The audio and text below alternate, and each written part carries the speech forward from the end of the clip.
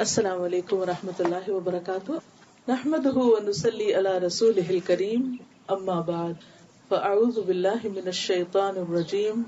بسم اللہ الرحمن الرحیم. رب اشرح لي صدری ويسر لي امری واحلل عقدۃ من لسانی یفقهوا قولی. بسم اللہ الرحمن الرحیم. آج میں آپ سے چند باتیں ایمان کے بارے میں کروں گی. ایمان کا لفظ ایسا ہے جو ہم بچپن سے سنتے آئے ہیں، اور ایمان کے ساتھ ساتھ مومن، مومنین، مومنات، مومنہ، یہ سارے اس سے متعلقات جو ہیں یہ بھی ہمارے کانوں سے گزرتے رہتے ہیں. لیکن ایمان ہے کیا، اور ایمان کی ہماری زندگی میں کیا ضرورت ہے؟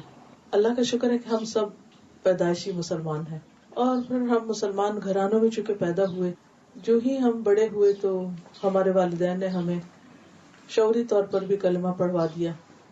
بچے کی زبان کھلتی ہے تو کوشش کرتے ہیں کہ اس کو لا الہ الا اللہ کہلوائیں. اور پھر یہ ہے کہ جو بچہ بڑا ہوتا ہے مختلف مواقع کے اوپر لا الہ الا اللہ پڑھتا رہتا ہے. لیکن حقیقت میں اس کی جو وسعت ہے، یا اس کی جو ضرورت ہے، یا اس کی جو شاخیں ہیں، یا اس کی جو اقسام ہیں، اور پھر خاص طور پر اس کے جو فائدے ہیں، ان کو ہم پوری طرح جانتے نہیں. اللہ سبحانہ و تعالیٰ قرآن مجید میں فرماتے ہیں فَاعْلَمْ أَنَّهُ لَا إِلَهَ إِلَّا، جان لو، علم حاصل کرو، یعنی سیکھو اس بات کو کہ اللہ کے سوا کوئی الہ نہیں.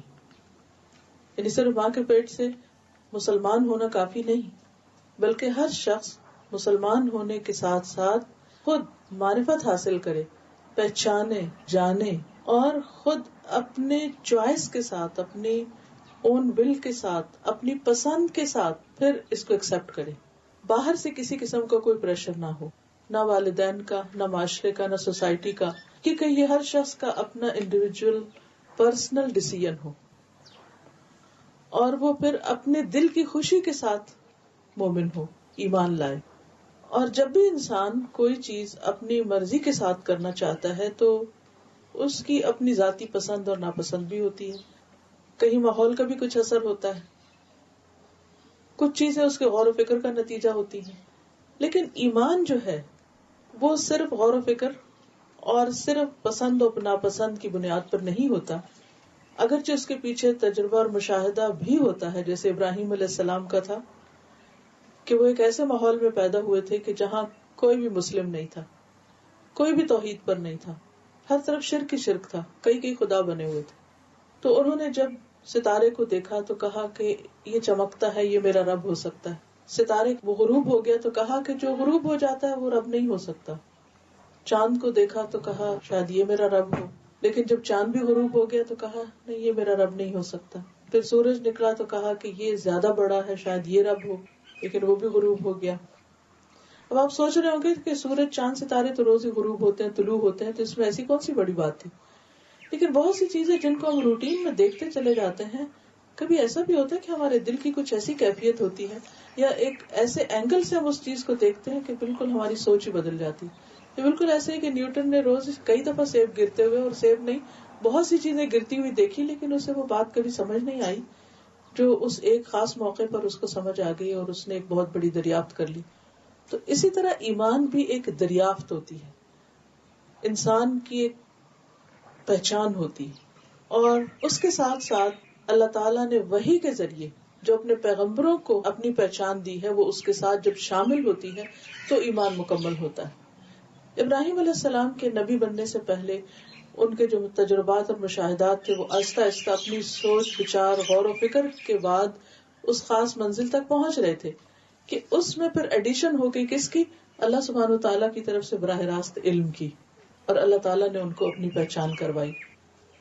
پہچان کرانے کے بعد بھی ابراہیم علیہ السلام کے ذہن میں سوال اٹھتے تھے، اور ان کے ذہن میں ایک سوال اٹھا، اور وہ تھا کہ ربی ارنی کیف تحیی الموتی، اللہ آپ مجھے دکھائیں کہ آپ مردوں کو کیسے زندہ کریں گے.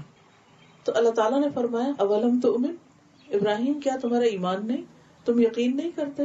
قال بلا، کہا ایمان تو ہے، ولکن لیطمئن قلبی، لیکن یہ میں اس لیے پوچھ رہا ہوں، یہ دیکھنا اس لیے چاہتا ہوں تاکہ میرے دل کو اطمینان حاصل ہو. یہ ہر شخص کا حق ہے کہ اس کو اطمینان حاصل ہو، اور اس اطمینان کے حاصل کرنے کے لیے ہی اس کے ذہن میں سوال اٹھتے ہیں، بعض اوقات اللہ تعالیٰ کے بارے میں، اس کے رسولوں کے بارے میں، جو کچھ اللہ نے نازل کیا ہے اس کے بارے میں.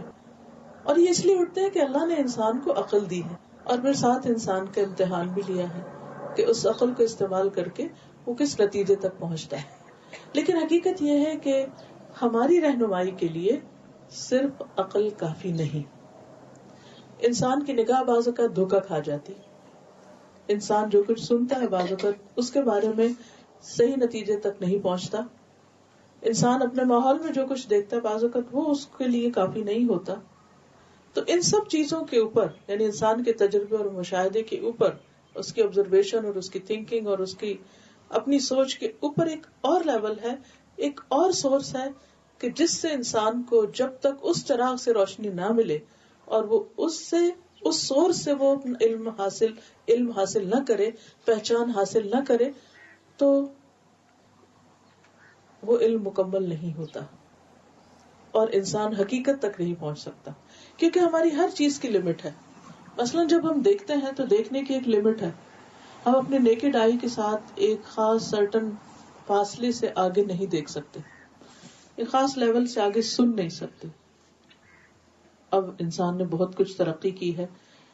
انسان کی آنکھ کو سپورٹ دینے کے لیے بہت سی ایسی چیزیں آ گئی ہیں کہ جس سے وہ بہت دور تک دیکھ پا رہا ہے. لیکن پھر بھی جو دیکھ رہے ہیں وہ خود اس بات کی گواہی دے رہے ہیں کہ جتنا دیکھتے چلے جاتے ہیں اتنا اپنی جہالت پر زیادہ اعتماد ہوتا جا رہا ہے کہ ہمیں ابھی کچھ بھی نہیں پتا. اور جس طرح مختلف یعنی گیلیکسی سے آگے پھر سٹارز، سپر سٹارز، نووا، بے شمار نام آپ نے سن رکھے ہوں گے کہ جن چیزوں کو انسان دیکھتا چلا جاتا ہے. اور ان سب چیزوں کے اندر جو مختلف طرح کے رنگ اور ان کے جو سٹائل اور جو خوبصورتی اور حسن ہے، تو میں جب کبھی دیکھتی ہوں یہ چیزیں تو میں سوچتی ہوں کہ آج سے 100 سال پہلے کا انسان تو یہ تصور بھی نہیں کر سکتا تھا، اور اس نے تو اس میں سے کسی بھی چیز کی جھلک بھی نہیں دیکھی. اور آج ہم یہاں ہیں اور آج سے 100 سال بعد کے لوگ، اگلی جنریشن معلوم نہیں کیا کچھ اور دیکھیں گی. تو اللہ تعالیٰ اتنا بے نیاز ہے، اتنی خوبصورت چیزیں بنا کے آسمانوں میں اور پھر خود زمین کے اندر. اور خصوصاً آپ نے اگر سی لائف کو دیکھا ہو کہ جو کچھ اب ایکسپلور کر رہے ہیں اور جتنے نئے نئے کریچر سامنے آ رہے ہیں، تو مجھے ہمیشہ یہ ہوتا ہے کہ اتنا حسن اور اتنے خوبصورت ڈیزائنز اور اتنے زبردست کلرز اتنی گہرائیوں میں پڑے ہوئے ہیں، اور اللہ تعالیٰ کو کوئی پرواہ نہیں کہ کوئی دیکھتا ہے یا نہیں دیکھتا. They are their.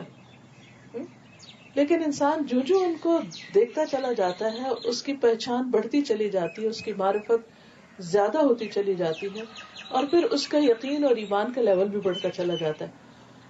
تو ہمیشہ اللہ کو پانے کے لیے، ایمان کے لیے دونوں چیزیں ضروری ہیں. انسان کی اپنی عقل کا استعمال کرنا بھی، اس کی سوچ سمجھ کا بھی، تجربہ، مشاہدہ، آبزرویشن، ساری چیزیں، اور اس کے ساتھ ساتھ وحی الہی بھی کہ اللہ تعالیٰ نے انسان کی ہدایت کے لیے رسولوں اور پیغمبروں کے ذریعے کیا کچھ بھیجا. تو آئیے اس کی بنیاد پر ہم دیکھتے ہیں کہ اللہ تعالیٰ نے اور اس کے رسول صلی اللہ علیہ وسلم نے ایمان کی کیا ڈیفینیشن کی ہے. ایمان کیا چیز ہے جس پر ہماری نجات کا انحصار ہے، جس پر ہماری کامیابی کا انحصار ہے، جس سے ہم میں اور دوسرے لوگوں میں ایک بہت بڑا فرق واقع ہو جاتا ہے. کیونکہ ایمان لانا اور نہ لانا دونوں برابر نہیں ہوتے. تو بنیادی طور پر ایمان کیا ہے اگر 2 لفظوں میں کہا جائے، وہ ہے رب کی پہچان، اپنے خالق کی پہچان، اس کو جان لینا، اور اس لیول پر جاننا کہ انسان کے دل میں اس کی یادیں بس جائیں، انسان کی نگاہ اور انسان کی سوچ اور انسان کا غور و فکر جو ہے اس کو ایک ڈائریکشن مل جائے، وہ صرف وانڈر نہ کرتا پھرے، ادھر ادھر بھٹکتا نہ پھرے. اور چونکہ ایمان کا لفظ امن سے بھی ہے، تو الٹیمیٹلی اس کا غور و فکر اور اس کی ساری کوششیں اس کو ایک خاص امن، سکون اور اطمینان دے سکیں. کیونکہ جب انسان کے اندر سوال اٹھتے ہیں، جب انسان کے اندر ایک بے چینی اٹھتی ہے، تو وہ اپنے سوالوں کے جواب چاہتا ہے اور کسی نتیجے تک پہنچنا چاہتا ہے تاکہ وہ پرسکون ہو سکے. اور اگر وہ نہیں پا سکتا تو پھر انسان اس دنیا میں بھی بے چین رہتا ہے اور اگلی دنیا میں بھی بے چین رہے گا. اس لیے بہت ضروری ہے کہ ان چیزوں کی حقیقت کے بارے میں جانا جائے. ایمان کا لفظ جو ہے یہ عربی کا لفظ ہے آمن یؤمن ایمان، جس کا مطلب ہے مان جانا، یقین کر لینا. اور صرف بلائنڈلی نہیں ماننا، بلائنڈ فیتھ نہیں. اسلام میں بلائنڈ فیتھ کوئی چیز نہیں ہے، جان کر ماننا. یعنی ایمان ہے جان کر، سمجھ کر پھر کسی چیز کو ماننا. اور پھر اللہ تعالی کی طرف سے وحی کے ذریعے، ریویلیشن کے ذریعے جو کچھ ہمیں بتایا گیا ہے، چاہے وہ چیزیں ہم نے دیکھی ہیں یا نہیں دیکھی، ان کو دل و جان سے ماننا. اسی لیے قرآن مجید کے شروع میں ہی آ جاتا ہے کہ ذالک الکتاب لا ریب فیہ ھدی للمتقین، یہ کتاب جس میں کوئی شک نہیں متقین کو ہدایت دیتی ہے. کون ہے متقی؟ الذین یؤمنون بالغیب، وہ جو غیب پر ایمان لاتے ہیں. کہ بہت ساری چیزیں انسان کے علم، انسان کی نگاہ، انسان کی سوچ سے بالا ہے، اس سے اوپر، ان تک ان کو پا نہیں سکتا، ان تک پہنچ نہیں سکتا. بس اللہ تعالیٰ کی ذات ہم میں سے کوئی نہیں دیکھ سکتا. موسیٰ علیہ السلام نے بھی چاہا تھا کہ اللہ تعالیٰ کو دیکھ پائیں. جب اللہ تعالیٰ سے بات کا شرف حاصل ہوا تو ایک قدم اور آگے بڑھے کہ اللہ تعالیٰ مجھے آپ کو دیکھنا ہے. رب ارینی قال لن ترانی، اللہ تعالیٰ فرمایا تم دیکھ ہی نہیں سکتے، تمہاری ابھی اتنی ہمت ہی نہیں، تمہارے اندر وہ قوت ہی نہیں، وہ پاور ہی نہیں کہ تم دیکھ پاؤ، ابھی تم اس قابل نہیں کہ تم اس کو دیکھ سکو. ولکن انظر الی الجبل، سب سے بڑی چیز انسان کو جو دیکھ سکتا ہے وہ پہاڑ ہوتا ہے، تو پہاڑ کو دیکھو. فإن استقر مکانہ، اگر وہ اپنی جگہ ٹھہرا رہا، فسوف ترانی، تو تم مجھے دیکھ پاؤ گے. فلما تجلی ربہ للجبل، جب اللہ تعالیٰ نے اس پہاڑ کے اوپر تجلی کی تو کیا ہوا؟ وہ ریزہ ریزہ ہو گیا. جعلہ دکا وخر موسیٰ صاعقہ، اور موسیٰ علیہ السلام بے ہوش ہو کے گر گئے. کہ صرف وہ ایک چھوٹی سی ہلکی سی روشنی کی کرن تھی، یہ جھلک تھی کہ جو پہاڑ نے دیکھی، وہ پورا اللہ تعالیٰ کا دیدار نہیں کیا تھا اس نے، صرف تھوڑی سی تجلی تھی کہ جس کی وجہ سے پہاڑ ریزہ ریزہ ہو گیا. اور موسیٰ علیہ السلام جو تھے وہ اس پہاڑ کے اوپر جو ہلکی سی روشنی کی کرن آئی تھی اس کی تاب نہ لا کے بے ہوش ہو گئے. تو اس پہ اللہ تعالیٰ فرمایا کہ تم دیکھ نہیں سکتے، اس لیے ابھی ممکن نہیں. ہاں جب انسان جنت میں جائے گا تو اس کی ساری جو پارز ہیں، چاہے اس کے دیکھنے کی قوت ہے، سننے کی، چکھنے کی، کھانے کی، پینے کی، باقی جتنی بھی قوتیں وہ ساری کی ساری ایکسپینڈ کر دی جائیں گی، بڑھا دی جائیں گی. لائف بھی اینڈ لیس، زندگی کہیں ختم نہیں ہوگی، خواہشات کہیں ختم نہیں ہوگی، کہیں بوریت نہیں ہوگی. دنیا میں کیا ہوتا ہے، ہر چیز کی ایک لمٹ ہوتی ہے نا. کوئی بھی چیز آپ ضرورت سے زیادہ کھا لیں اس سے دل بھر جاتا ہے، کوئی کپڑا ضرورت سے زیادہ دن پہن لے تو اس سے دل بھر جاتا ہے، کسی ایک جگہ پر آپ کافی دن رہ لیں تو وہاں سے آپ بور ہو جاتے ہیں، کوئی بھی کام ایک زیادہ دن کرنے لگے تو آپ تھک جاتے ہیں، اس سے اکتا جاتے ہیں. اس وقت دنیا میں بورڈم کا مسئلہ جو ہے ایک بہت مصیبت بنا ہوا ہے. اسی لیے ہر وقت لوگوں کے دماغ اس پہ کام کرتے رہتے ہیں کہ اچھا اب نیا فیشن کیا ہو، نیا ڈیزائن کیا ہو. ہر چیز کے اندر ویرائٹی، چیزیں وہی ہیں لیکن ان کے نئے نئے کمبینیشن کے کسی طرح انسان کہیں خوش ہو جائے.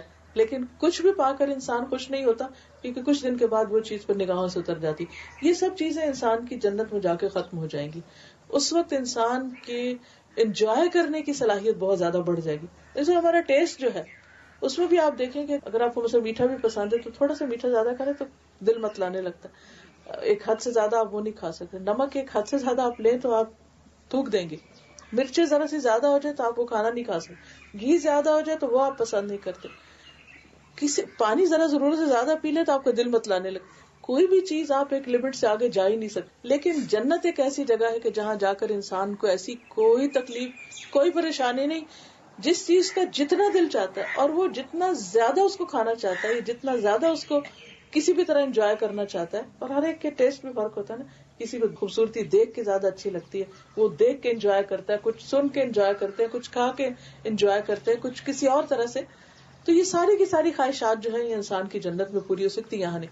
اسی لیے اللہ سبحانہ وتعالیٰ کے دیکھنے کی جو قوت ہے وہ صرف وہاں ملے گی. یعنی انسان کی نگاہ کو وہاں جا کے تک. دنیا میں بھی جو انسان کی آئیز ہے وہ اتنی پاورفل چیز ہے کہ ہمارے جسم میں جتنے نیوٹرینٹس ہیں اس کا 25% حصہ جو ہے وہ آنکھوں کو چاہیے ہوتا ہے. باقی 75% پورا جسم لیتا ہے اور 25% جو ہے وہ آنکھیں لے جاتی ہیں. تو ان سب چیزوں کے باوجود دنیا میں ہم نہیں دیکھ سکتے, لہذا وہ ایک جگہ رکھی, ایک دن رکھا کہ جہاں آ کر انسان دیکھ پائے گا.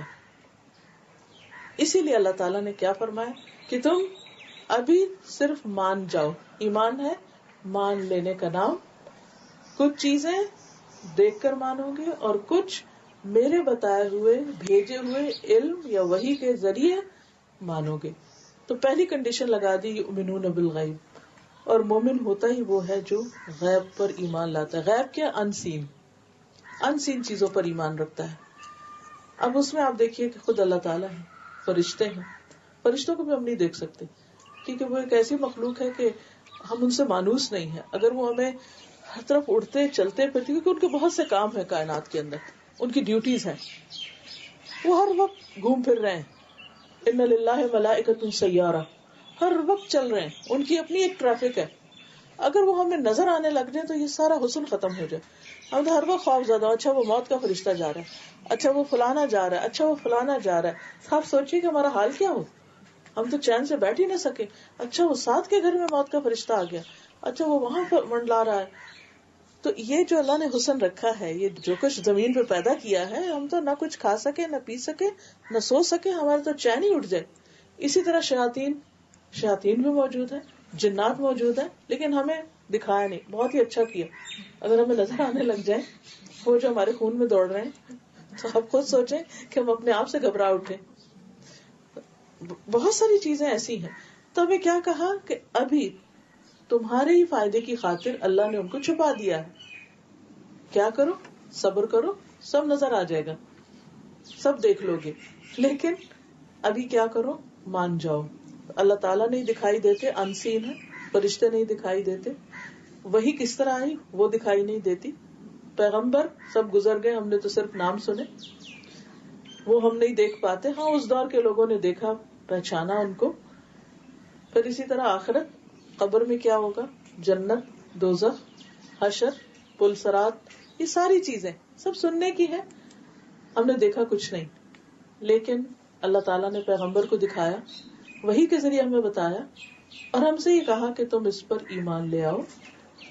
اور اگر تم ایمان لے آؤ گے مجھ پر اعتماد کر کے تو تم بہت فائدے میں رہو گے. تمہارے بہت سارے کوشچنز کے آنسرز مل جائیں گے تمہیں, کیونکہ پھر صرف جب ایمان آ جاتا ہے نا تو ایک سورس رہ جاتا ہے کہ جس پر انسان ٹرسٹ کرتا ہے, کیونکہ اللہ کی ذات, ہاں ٹھیک ہے, اگر اس نے کہا تو پھر صحیح ہے, پھر میں مان جاتا ہوں. کیونکہ صرف دین کے معاملے میں نہیں, ہر نالج کے معاملے میں ہمیں ٹرسٹ کرنا پڑتا ہے. مثلا آپ دیکھیں کہ جتنی بھی ریسرچز آتی ہیں اور ان کے جتنے نتائج آتے ہیں, ہم بہت سی چیزیں جو ہیں ہم خود ان کو ہم نے آزمایا نہیں ہوتا. ہم ان اسٹیٹسٹکس پر صرف ایز اٹ از ان کو لے کے آگے چلتے ہیں. اب مثلاً آپ اگر کسی ڈاکٹر کے پاس جاتے ہیں اور آپ کہتے ہیں جی مجھے یہ بیماری ہے, تو وہ آپ کو کہتے ہیں اچھا آپ ٹیسٹ کرائیے. آپ ٹیسٹ کرا کے لاتے ہیں, اس انالیسس کو دیکھتے ہیں. اب جتنے بھی مریض جاتے ہیں, کیا ہر ایک یہ جانتا ہے کہ ڈاکٹر جو کچھ پڑھ رہا ہے, جو سمجھ رہا ہے, وہ سارا اس کو ایکسپلین کرے؟ اور اگر کرے بھی تو کیا وہ اس کو سمجھ میں بھی آ جائے گا کہ وہ جو لکھا ہوتا ہے؟ کہ رپورٹس آپ کے ہاتھ میں دے دیتے ہیں, آپ رکھ دیتے ہیں لا کے, آپ کو کچھ سمجھ نہیں آتا کہ کیا لکھا ہوا. لیکن اس انالیسس کی بنیاد پر جو وہ دوائی آپ کو دیتا ہے وہ آپ کھا لیتے ہیں. کیوں کھاتے ہیں؟ ٹرسٹ کی بنا پہ کھاتے ہیں نا. اگر ہمارا ڈاکٹر پر اعتماد نہ ہو, اور کبھی ہوتا نا جس ڈاکٹر پہ یقین نہیں ہوتا, جس کی بات دل کو نہیں لگتی, تو پھر ہم اس کی دوا لا کے بھی, خرید کے بھی نہیں کھاتے. تو یہ اعتماد زندگی کے ہر معاملے میں ضروری ہے. اور دیکھیے کہ آج کے بچے ہر چیز میں کوشچن کرتے ہیں, اور میں سمجھتی ہوں بہت اچھا ہے کہ کرتے ہیں. اب سے مجھے اپنے بیٹے کو ہر بات سمجھانے کے لیے کوئی نہ کوئی لاجک لانی پڑتی ہے, کہیں نہ کہیں دلیل لانی پڑتی ہے, کہیں سے کچھ پڑھنا پڑتا ہے, کہیں اس کو ریفر کرنا پڑتا ہے کہ اچھا دیکھ. چھوٹی سی بھی بات میں اس کو کہوں گی نا, مثلاً یہ کہ اچھا کھانا کھاتے ہی فوراً نہیں نہاؤ, کہاں لکھا ہے؟ کیا نقصان ہے. یہ سارے آپ کے متس ہیں اور یہ سارے نانی دادی کی سنی ہوئی باتیں، اس کی کوئی حقیقت نہیں. اچھا پڑھو اس کو، یہاں سے گوگل کرو، یہاں سے دیکھو، وہ دیکھو، پھر کوئی اور بات ہوگی ایسا نہیں کرو. اچھا کیوں نہ کرے، ہر بات پہ کیوں ہے، کیوں نہ کرے، کیوں نہ کرے. اب اس میں آپ دیکھیے کہ ایک لمٹ ہوتی ہے نا. اچھا فلاں نے کہا، اچھا فلاں نے کیسے کہہ دیا، بھائی مجھے نہیں معلوم اس نے کیوں کہہ دیا. اس نے تجربہ کیا، اس نے پڑھا سمجھا، اس نے زندگی لگائی اس علم میں، اس لیے اس نے کہہ دیا. ڈاکٹر سو اینڈ سو نے یہ کہا، فلاں سائنٹسٹ نے کہا، اس نے کہا، اس نے کہا. اب آپ دیکھیے کہ کوئی ایک حد ہوتی ہے نا، وہاں جا کے آپ کو اعتماد کرنا پڑتا ہے، چاہے وہ سچا ہے یا جھوٹا ہے، آپ کو اعتماد کرنا پڑتا ہے. اس کے بغیر آپ چل نہیں سکتے. اب آپ دیکھیے کہ اسی طرح جس طرح آپ ایک سائنٹسٹ کی بات کو مانتے ہیں، جس طرح آپ ایک ڈاکٹر کی بات کو مانتے ہیں، جس طرح آپ پرابلم آتا ہے، ایسا کوئی لڑائی جھگڑا ہو جاتا ہے، کسی بھی قسم کا مسئلہ ہوتا ہے کہ آپ کو لائر کے پاس جانا ہوتا ہے، تو آپ اس سے کہتے ہیں جی میرا یہ مسئلہ ہے تو مجھے کیا کرنا چاہیے. آپ اس سے کنسلٹنسی لیتے ہیں، وہ اس پہ آپ کو چارج بھی کرتا ہے، اور وہ قانون کی کتابیں پڑھے ہوئے ہیں، پھر وہ آپ کو گائیڈ کرتا ہے کہ جی آپ اس طرح کریں اور آپ کے کیس میں یہ کرنا ہوگا، اتنی اس کی فیس ہوگی، اتنا عرصہ یہ لگے گا، ایسا ایسا کام ہوگا، پھر جا کے آپ کا یہ مسئلہ حل ہو سکتا ہے. اور اس میں بھی 100% گارنٹی نہیں ہوتی. بعض اوقات کیس جیت لیتے ہیں، بعض اوقات ہار بھی جاتے ہیں. لیکن آپ کو پتا ہوتا ہے کہ رسک ہے یہاں پر بھی، پھر بھی آپ کو اعتماد کرنا پڑتا ہے. اگر کسی پہ تو کریں گے نا، تبھی آپ اپنا معاملہ اس کے حوالے کر دیتے ہیں. کیس آپ کا، انٹرسٹ آپ کا ہے، لیکن آپ اس پہ ٹرسٹ کر کے اس کو دیتے تو بھائی تم میری طرف سے لڑو جا کے، کیونکہ میں وہ اس طرح بیان نہیں کر سکتا جس طرح تم کر سکتے. تو بالکل اسی طرح ریلیجن کے معاملے میں، اپنی کریشن کے معاملے میں، اپنی بگننگ، اپنی اینڈنگ، اپنے فیوچر کے معاملے میں کیا ٹھیک ہے کیا نہیں ٹھیک، ہمیں کسی نہ کسی پر اعتماد کرنا پڑتا ہے. وہ کون ہو جس پر ہم اعتماد کریں؟ وہ پیغمبر ہوتے ہیں جن پر اعتماد کیا جاتا ہے، کیونکہ وہ اپنے وقت کے سب سے سچے انسان ہوتے ہیں. وہ اپنی طرف سے نہیں بولتے، جیسے قرآن مجید میں نبی صلی اللہ علیہ وسلم کے بارے میں آتا ہے وَمَا يَنْطِقُ عَنِ الْهَوَىٰ إِنْ هُوَ إِلَّا وَحْيٌ يُوحَىٰ، کہ وہ اپنے دل سے باتیں نہیں بناتے، وہ جو کچھ کہتے ہیں ان کے اوپر وحی آتی، وہ وحی کے ذریعے بتاتے ہیں. ان کا سورس آف نالج جو ہے وہ ریولیشن ہے، اور ان کا اعتماد اللہ کی ذات پر ہے. اس لیے ہمیں دین کے معاملے میں بہت سارے سوالوں کے جواب قرآن اور سنت سے ملتے ہیں، اور اس معاملے میں ہم پیغمبر پہ جو کتاب آئی ہے اس پر، جس نے یہ کتاب بھیجی ہے اس پر، یعنی اللہ رب العزت پر ہمیں اعتماد کرنا پڑتا ہے، اور پھر جیسے وہ کہیں ویسے کرنا پڑتا ہے. اور جب ہم اس طرح کر لیتے ہیں تو پھر ہمیں شفا حاصل ہو جاتی. جیسے بیمار ہونے کی صورت میں ڈاکٹر پہ اعتماد کر کے آپ جا کے اس کے سامنے لیٹ جاتے ہیں، وہ آپ کو مثلاً آپ کے دانت میں اگر تکلیف ہو گئی ہے تو آپ گھر نہیں بیٹھے رہتے، آپ ڈاکٹر کے پاس جاتے ہیں، اور آپ کو معلوم ہے کہ وہاں کیا ہوتا ہے، کہاں لیٹنا ہوتا ہے، اور کس طرح آپ اپنا منہ کھول کے اس کے آگے رکھ دیتے ہیں، اور کتنے نازک طریقے سے وہ کیسے کیسے اوزاروں کے ساتھ آپ کے دانت نکالتے بھی ہیں اور لگاتے بھی ہیں اور سب علاج بھی کرتے ہیں. کیسے چلے جاتے ہیں آپ، کیسے ہو جاتا ہے؟ یہ اعتماد کے ساتھ ہی ہوتا ہے. اگر آپ کو اعتماد نہ ہو تو آپ کبھی نہیں جا کے وہاں لیٹے، کبھی اس کی بات نہیں مانے. تو یہ زندگی کے ہر معاملے میں ہمیں اعتماد کرنا پڑتا ہے. اور پھر سب سے سچی بات کس کی ہوتی؟ دیکھیے انسانوں میں ہم سب سے زیادہ اعتماد کس پہ کرتے ہیں؟ ماں پہ کرتے ہیں. کوئی ایکسپشنلی نہ کوئی کرے تو الگ بات ہے. بچہ بالکل چھوٹا ہوتا ہے نا، تو جب اس کو بھوک لگتی ہے تو ماں کی طرف دوڑتا ہے، جب اسے کوئی تکلیف ہوتی ہے تو ماں کی طرف، وہ گیلا ہوتا ہے تو ماں کی طرف دوڑتا ہے، کوئی پرابلم ہوتی ہے ہر حال میں وہ ماں کے پاس دوڑتا ہے، کیونکہ اس کو پتا کہ میری ماں مجھے چیٹ نہیں کرے گی، میری ماں مجھے شرمندہ نہیں کرے گی، میں اگر گندا ہوں تو مجھے دھو ڈالے گی، میں ٹھنڈا ہوں تو مجھے گرم کر دے گی، میں بھوکا ہوں تو مجھے کھلائے گی. انکنڈیشنل لو. اللہ سبحانہ وتعالیٰ نے کیا فرمایا ہے؟ اللہ تعالیٰ کی محبت 70 ماؤں سے زیادہ ہے، کیونکہ اس نے ہمیں بنایا ہے، ہم اس کی کریشن ہے، اس نے ہمیں بنایا ہے. ماں تو صرف پیدا کرتی ہے، جنم دیتی ہے، پھر اتنا پیار کرتی. تو جس نے بنایا ہے، اگر آپ نے زندگی میں کچھ بنایا ہو، کبھی ہوتا ہے نا کوئی ایک پکچر بناتے ہیں آپ، کوئی پینٹنگ، کوئی ڈرائنگ یا کچھ، یہ تو اوٹ پٹانگ لکیریں ہوتی ہیں اور ہم سنبھال کے رکھ رہے ہوتے ہیں. بچے بھی بعض اوقات، مجھے اچھا، میری بیٹی اب 30 ایئرس کی ہونے والی ہے، اور اس کے جو بالکل ارلی جو اسکول کے بس اس نے شروع ہی کیا تھا، تو اسکول میں جو وہ کرتی تھی وہ سارے کاغذ میں لا کے اس کی ایک فولڈر میں ڈالتی جاتی. جب اس کی شادی ہوئی تو فولڈر میں نے اس کو ساتھ دی, وہ ابھی تک رکھے ہوئے. اور مجھے ہر روز اتنی خوشی ہوتی ہے, وہ ٹیڑھا میڑا لکھ کے لاتی تھی, کوئی کبھی وہ دالیں چپکا رہے, کبھی چاول, کبھی کچھ, کبھی نئی نئی چیزیں سیکھ رہے. تو میں اتنا خوش ہوتی تھی کہ اچھا یہ کیا سیکھ کر آئی ہو تم, اور کتنا پیارا بنا ہے اور کتنا اچھا بنا ہے. حالانکہ ہم سب جانتے ہیں کہ بچے کیا بناتے ہیں, لیکن ہمیں کتنا اچھا لگتا ہے آؤٹ آف لو. اسی طرح اللہ سبحانہ و تعالیٰ نے تو انسان کو پرفیکشن کے ساتھ بنایا ہے, اور ہر چیز اس کو دی, اور اس کو دماغ دیا, اور اس کو یہ ساری چیزیں, یہ سب خود تو نہیں اگ گئی, کسی نے دیا تو ہم سب کو یہ ملا نا. تو جب یہ سب اس نے دیا تو یہ کیسے ہو سکتا ہے کہ وہ کوئی ایسا حکم دے جو اس کی مخلوق کو تکلیف دینے والا, اس کو نقصان دینے والا, اس کو پریشان کرنے والا ہو. اس لیے ہم سب کو اس پر اعتماد کرنا چاہیے کہ ہمارے رب نے ہمیں جو بتایا وہ ہمارے فائدے کے لیے, کیونکہ وہ ہمارا خالق ہے, وہی ہمارا مالک ہے, اسی نے ہمیں یہاں بھیجا ہے, اسی نے یہ سب کچھ ہمارے لیے بنایا, اور اسی کی طرف ہم نے واپس جانا ہے. لہذا ہمارا سکون اور ہماری خوشی اور ہمارا اطمینان اسی صورت میں آ سکتا ہے جب ہم اللہ پر پورا بھروسہ کریں. دوسرے لفظوں میں ایمان لائیں, اعتماد کریں, اور جتنا جتنا اعتماد بڑھتا ہے, بھروسہ زیادہ ہوتا ہے, اتنی ہی انسان کے اندر پھر تابعداری بھی آتی ہے, انسان سرنڈر بھی کرتا ہے, انسان اس کے آگے جھک بھی جاتا ہے, اور انسان اس کی بات بھی سنتا ہے, اس کے مشورے کو بھی قبول کرتا ہے, اس کو پھر اس کو کنفرم کرتا ہے, ایکنالج کرتا ہے, اور پھر ایک سبمیشن کا لیول آتا ہے, اور پھر بات سمجھ آتی ہے یا نہیں آتی. انسان کہتا ہے چونکہ فلاں نے کہی, اس کی بات نہیں ٹال سکتا, اس کی نہیں روک سکتا, یہ تو مجھے کرنا ہی ہے کیونکہ وہ سب سے زیادہ مجھے چاہتا ہے.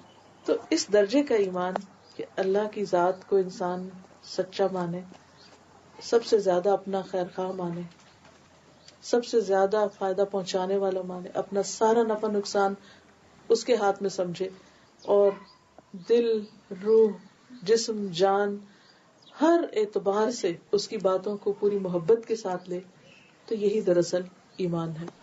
عربی میں ایمان کی تعریف کچھ یوں کی گئی ہے: هو التصدیق الجازم والاعتراف التام بجمیع ما امر اللہ ورسولہ بالایمان بہ والانقیاد ظاہرا و باطنا. اللہ اور اس کے رسول کے تمام احکامات کا ظاہری اور باطنی طور پر مکمل اعتراف اور یقین کرنا, اور اس کی پکی تصدیق کرنا, اچھی طرح اس کو سچا ماننا, یہ دراصل ایمان ہے. اس میں آپ دیکھیے کہ اس میں انسان کا دل, قلب, انسان کی لسان, زبان, انسان کے جوارے, اس کا پورا جسم, دل, دماغ, سب کچھ بیچ میں آ جاتا ہے. یہ سب چیزیں بیچ میں شامل ہو جاتی ہیں کہ انسان جب رب کو پہچان جائے, جب اس کو پا لے, تو پھر اس کا دل بھی اس کو مانے, اس کی زبان بھی اس کو ڈکلیئر کرے, اور اس کے جو ایکشنز ہیں وہ اس کے مطابق ہو جائیں. اور ایمان بڑھتا بھی ہے اور گھٹتا بھی ہے. اللہ کی بات ماننے سے ایمان میں اضافہ ہوتا ہے, اور جب شیطان کی بات مانی جائے تو ایمان میں کمی ہو جاتی. اور جب انسان ایک لمبے عرصے تک شیطان کی بات مانتا جاتا ہے تو بالکل لیول ڈراپ ہو جاتا ہے. یعنی ایمان کو اسٹیٹک چیز نہیں, کسی ایک جگہ رکا نہیں رہتا کہ بھی ہم نے ایک دفعہ بچپن میں لا الہ اماں نے پڑھا دیا تھا تو اب مسلمان ہو گئے, اور اب ہم جو جی چاہے کریں تو بس اب وہ وہی کافی ہے. نہیں, یہ گرو کرتا ہے اگر اس کو اچھا ماحول ملتا ہے, اور یہ مرجھا جاتا ہے, ختم ہو جاتا ہے, کم ہو جاتا ہے جب اس کو مرضی کے خلاف ماحول ملتا ہے. تو اس لیے بہت ضروری ہے کہ ایمان کو بڑھانے والے طریقے بھی ہم کو معلوم ہو کہ کن چیزوں سے ایمان بڑھتا ہے, اور کون سی چیزیں ایمان کو نقصان دیتی ہیں وہ بھی ہمیں معلوم ہو. جب یہ معلوم ہو جائے اور اس کے مطابق ہم عمل کریں تو پھر ہمارے اندر ایک بیلنس آ جاتا ہے. اب اس کے لیے مثلاً حضور صلی اللہ علیہ وسلم سے ایک شخص نے پوچھا کہ یا رسول اللہ ایمان کیا ہے, what is ایمان, مل ایمان, قال, آپ نے فرمایا اذا سرتک حسنتک, جب تمہاری نیکی یا کوئی اچھی چیز تمہیں خوش کرے کہ تمہیں کر کے اطمینان ہو، وساعت کا سیئتک اور تمہاری برائی تم کو چبھے، غلط کام تمہیں برے لگے، فانت مؤمن تو تم مومن ہو. یعنی ایمان کیا ہے کہ انسان کے اندر ایک کرائٹیریا آ جائے، ایک میزان آ جائے کہ نیکی کر کے اس کو خوشی حاصل ہو اور برائی کر کے اس کو تکلیف ہو. یعنی وہ ایک جیتا جاگتا انسان ہے، ایک زندہ انسان ہے جس کے احساسات ہیں، وہ بے حس نہیں ہے. بے حسی کیا ہوتی؟ اچھا ہو who cares، برا ہو who cares، ہمیں نہیں معلوم. نہیں، ایسا نہیں ہونا چاہیے. اچھائی پر خوشی ہونی چاہیے، چاہے خود کرے چاہے کوئی اور کرے، دوسرا کرے تو اس کو بھی اپریشیٹ کرنا چاہیے، اور اگر کوئی برا کرے، خود کرے یا کوئی اور کرے، تو اس پر تکلیف ہونی چاہیے. یہ انسان کے دل کے زندہ ہونے کی علامت ہے. تو بہرحال خلاصہ یہی ہے کہ ہمیں اس دنیا میں آنے کے بعد اللہ نے جو عقل اور سمجھ دی ہے اس کو استعمال کرنا چاہیے. جو کچھ اللہ نے پیدا کیا ہے، جتنی بھی کریشن ہے، عقل کا ایک حصہ اس کو ایکسپلور کرنے، اس کو اسٹڈی کرنے، اس کو جاننے، اس سے فائدہ اٹھانے کے لیے لگانا چاہیے. لیکن ایک حصہ جس نے یہ سب کچھ پیدا کیا اس کو جاننے کے لیے بھی لگانا چاہیے، اس کو پانے کے لیے، اس کی پہچان کے لیے. اور ایمان ہے کیا؟ دراصل اس کی پہچان کا نام. وہ کون ہے جس نے ہمیں یہاں بھیجا، وہ ہم سے کیا چاہتا ہے، ہمیں کیا کرنا ہے، اور ہم واپس جائیں تو ہمارے پاس کیا ہونا چاہیے، کس حال میں ہماری موت آنی چاہیے. کیونکہ زندگی کی ایک کنٹینیوشن ہے. یہ نہیں ہوتا کہ جب کوئی مر جاتا ہے تو وہ ختم ہو جاتا ہے، نہیں، وہ ایک اور فیز میں چلا جاتا ہے.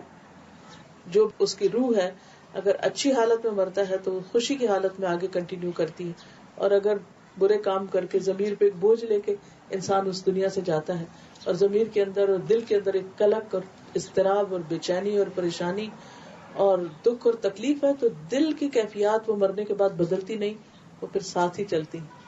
اس لیے عقل مند وہ ہے کہ جو اس دنیا میں اس درجے کا ایمان لے آئے کہ جس کے بعد اس کے دل کے اندر ایک سکون اور اطمینان ہو جائے. اب یہ ہے کہ چونکہ ایمان میں علم بھی ہے، یقین بھی ہے، اعتماد بھی ہے، اور پھر اطاعت بھی ہے، تو اصل چیز ہے کہ انسان پھر صرف زبانی کلامی حد تک یا صرف اپنی سوچوں کی حد تک یہ سب کچھ نہ کرے، بلکہ اس کا عمل بھی اس کو اس طرف لے جائے. تو چند ایک مختصر میں بتا دیتی ہوں کہ ایمان آنے سے انسان کو کیا فائدے ہوتے ہیں، اور پھر اس کے بعد یہ ہے کہ اگر کوئی سوال جواب ہو تو وہ کر لیں گے انشاءاللہ تعالی. سب سے پہلی چیز یہ ہے کہ انسان جب ایمان لاتا ہے تو انسان پر ہدایت کے راستے کھلنے لگتے ہیں، اور چیزوں کی حقیقت سمجھ میں آنے لگتی ہے، اور کیا ٹھیک ہے اور کیا غلط ہے یہ بھی بہت جلدی سمجھ میں آنے لگتا ہے. قرآن مجید میں اللہ تعالیٰ فرماتے ہیں ان الذین آمنوا وعملوا الصالحات یہدیہم ربہم بایمانہم، بے شک جو لوگ ایمان لائے اور انہوں نے نیک عمل کیے، ان کا رب ان کے ایمان کے سبب انہیں سیدھے راستے کی رہنمائی کرتا ہے. یعنی جب انسان اللہ پر اعتماد کر لیتا ہے تو اللہ تعالیٰ اس کا ہاتھ پکڑ لیتا ہے اور اس کو پھر سیدھے راستے پر لے جاتا ہے، اس کو برائیوں سے بچاتا ہے، بھٹکنے سے بچاتا ہے، گمراہی سے بچاتا ہے. پھر اسی طرح ایمان انسان کی کامیابی کی ضمانت ہے. اولئک علی ھدی من ربہم واولئک ھم المفلحون، جن لوگوں کو ہدایت مل جاتی ہے، سیدھا راستہ مل جاتا ہے، تو اس سیدھے راستے پر چلتے چلتے وہ رائٹ جگہ پر جا پہنچتے ہیں، اور وہ کامیابی کی منزل ہے. حقیقی معنوں میں جو سکسیس ہے اس کا کرائیٹیریا کیا ہے کہ انسان وہ کام کرے کہ جس کی وجہ سے وہ اصل راستے کو نہ چھوڑے، یا اصل راستہ اس سے نہ چھوٹے، یا اس سے ادھر ادھر دائیں بائیں نہ نکلے. جب تک آپ اس راستے پہ نہیں چلتے تو اس منزل تک پہنچ نہیں سکتے. وہ راستہ کب ملتا ہے؟ وہ ایمان سے ملتا ہے. اور ایمان صرف زبانی کلامی نہیں بلکہ انسان جس چیز پر یقین رکھتا ہے پھر اس کو کر کے بھی دکھاتا ہے. مثلا آپ دیکھیے کہ اگر ہم سمجھتے کہ زہر انسان کو مار دیتا ہے تو انسان زہر نہیں کھاتا. یہ ہے ایمان. جب پتہ چل جائے کہ اس بات سے اللہ تعالیٰ راضی نہیں ہے، خوش نہیں ہے، اس سے وہ ناراض ہو جائے گا. تو پھر انسان کا ایمان کے اندر اتنی پار ہوتی کہ وہ اس کو کھینچ لیتی کہ نو یہ نہیں کرنا، کیونکہ اس کے نتیجے میں وہ ناراض ہو جائے گا، اور اگر وہ ناراض ہو گیا تو باقی کچھ بھی نہیں رہے گا. تو پھر انسان اس چیز کو چھوڑ دیتا ہے. پھر انسان کے درجات کی بلندی بھی ایمان کے ساتھ ہی، جتنا جتنا ایمان بڑھتا ہے انسان کا اسٹیٹس اتنا اتنا اللہ کی نگاہ میں بڑھتا جاتا ہے. قرآن مجید میں آتا ہے یرفع اللہ الذین آمنوا منکم والذین اوتوا العلم درجات. اللہ بلندی عطا کرتا ہے ان لوگوں کو جو تم میں سے ایمان لائے اور جن کو علم دیا گیا، پھر ان کے درجات.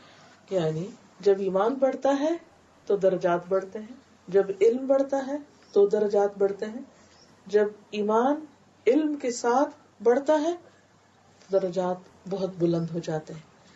اور علم چاہے ہو لیکن اگر انسان کا عمل نہیں تو پھر ایمان میں کمی آنے لگتی ہے، تو علم کے باوجود بھی درجات نیچے آنے لگتے ہیں، بلکہ اس پر اللہ تعالیٰ کی اور زیادہ ناراضگی آتی ہے کہ ایک شخص جس کو پتا نہیں، اس کے پاس تو پھر عذر ہے، لیکن پتا ہونے کے باوجود پھر تم خدا کو ناراض کرتے ہو، تو یہ بہت ہی ناشکری کی بات ہے.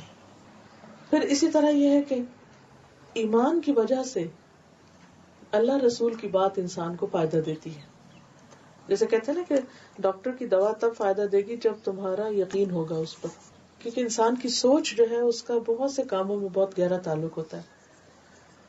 اور جو مثبت سوچ ہوتی ہے، پازیٹیو تھنکنگ ہوتی ہے، اس کی اپنی ایک پاور ہوتی ہے. مثلا اگر ہم کسی بھی کام کے بارے میں کہہ دیتے ہیں کہ یہ میں نہیں کر سکتا، آئی کانٹ ڈو اٹ، تو پھر کیا ہوتا ہے؟ وہ نہیں کر پاتے آپ، حالانکہ آپ کر سکتے ہوتے ہیں، لیکن چونکہ آپ نے سوچ لیا کہ میں نہیں کر سکتا تو پھر ہوتا نہیں. لیکن جس چیز کے بارے میں آپ کہتے ہیں کہ نہیں I can do it, let me try, میں کوشش کرتا ہوں، میں کر لوں گا، چاہے اس میں رسک ہے. لیکن اگر آپ کے اندر وہ ایک خاص چیز ہوتی ہے کہ جب وہاں پکی گرہ لگ جاتی ہے نا، تو پھر آپ اپنا راستہ ڈھونڈ لیتے ہیں. آپ اپنے بچوں میں بھی یہ چیز دیکھ سکتے ہیں کہ ایک بچہ جو ہے وہ بس ایک ارادہ باندھتا ہے، توڑ دیتا ہے، کبھی وہ ایک چیز ٹرائی کرتا ہے، کبھی دوسری کرتا ہے، دوسرا اس کے مقابلے میں جب ایک فیصلہ کر لیتا ہے تو پھر اس کو کر کے چھوڑتا ہے. ایک بچے کی آپ بات مان لیتے ہیں، دوسرے کی آپ نہیں مانتے. کس کی مانتے اور کس کی نہیں؟ جو خود انڈیسائسو ہوتا ہے آپ بھی اس کی بات کو اگنور کر دیتے ہیں. لیکن جب ایک بچہ جو بہت ڈٹرمنڈ ہوتا ہے اور اپنی بات پہ پکا ہوتا ہے تو آپ اس کی بات ٹال نہیں سکتے. تو یہ جو ارادے کی پختگی ہے اور انسان کی پازیٹیو تھنکنگ ہے اور اس بات کا یقین کہ یہ چیز ہو جائے گی، مثبت سوچ جو ہے اس کا اپنا ایک فائدہ ہے. اسی طرح جب انسان یہ کہتا نا کہ اللہ کی بات سچی ہے اور یہ فائدے کی ہے اور میں یہ کر سکتا ہوں، تو پھر واقعی اس چیز کا فائدہ بھی شروع ہو جاتا ہے. اس میں وہ جو ٹیسٹ ہوتے ہیں نا، بعض اوقات بعض مریض ایسے ہوتے ہیں کہ جن کو دوا نہیں چاہیے ہوتی، لیکن ان کی ذہنی حالت ایسی ہوتی ہے کہ اگر ان کو دوا نہ دی جائے تو وہ سمجھتے کہ شاید وہ اور بیمار پڑ جائیں گے. تو بعض اوقات آپ ان کو کچھ بھی دے دیتے ہیں یہ کہہ کے کہ یہ دوا ہے، کھا لو اس کو، ہوتا کچھ نہیں. مجھے کچھ عرصہ پہلے ایک تکلیف ہوئی تو ڈاکٹر کے پاس میں گئی، تو میں نے اس سے کہا کہ میں نے سنا کہ یہ دوا بہت فائدہ کرتی. کہتے نہیں، لیٹسٹ ریسرچ جو ہے وہ یہ کہتی ہے کہ اس دوا کا کچھ بھی فائدہ نہیں. تو میں نے کہا پھر اتنی زیادہ لوگوں میں یہ بات عام کیوں، مشہور کیوں، کیسے ان کو فائدہ ہوتا ہے؟ وہ کہتے صرف ان کی سوچ کی وجہ سے ہوتا ہے. وہ یہ سوچ کے کھاتے ہیں اس سے فائدہ ہوگا تو وہ اچھا فیل کرتے ہیں، اس از تھنکنگ.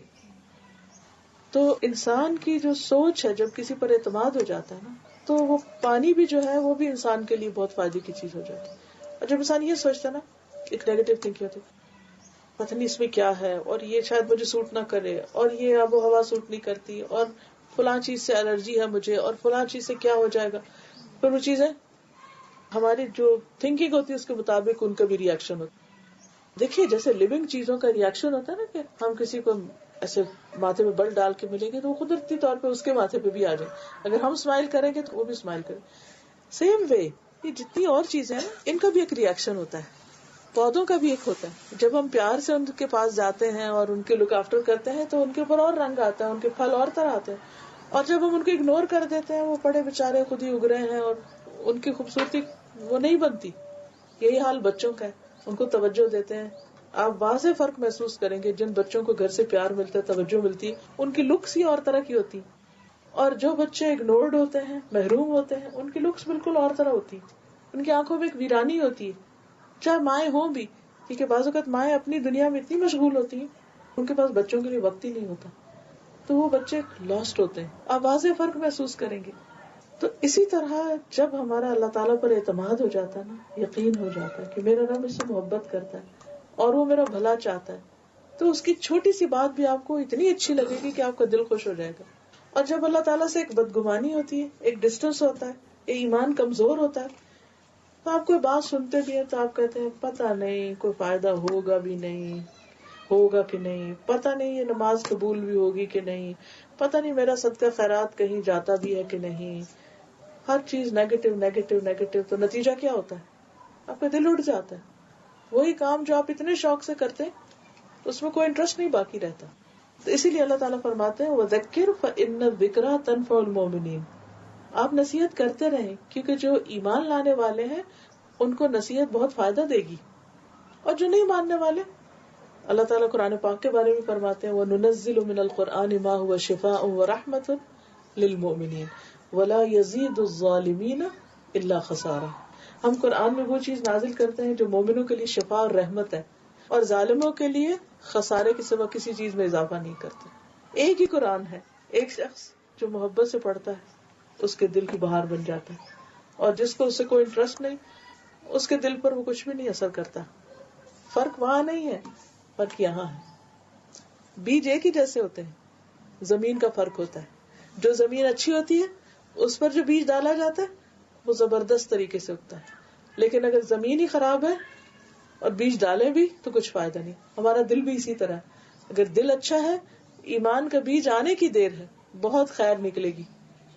اور اگر اپنا ہی من خراب ہے تو اچھی سے اچھی نصیحت، اچھی سے اچھی بات اور اچھی سے اچھے سے اچھا واعظ اور نصیحت اور لیکچر اور آیات اور تلاوت اور کوئی فائدہ نہیں ہوگا. اس لیے ضروری ہے کہ ہم سب سے پہلے اپنی ٹریٹمنٹ کریں، اپنا تزکیہ کریں، اپنے اندر کے ڈاؤٹس کو نکالیں، اپنے اندر کے یقین کو پختہ کریں.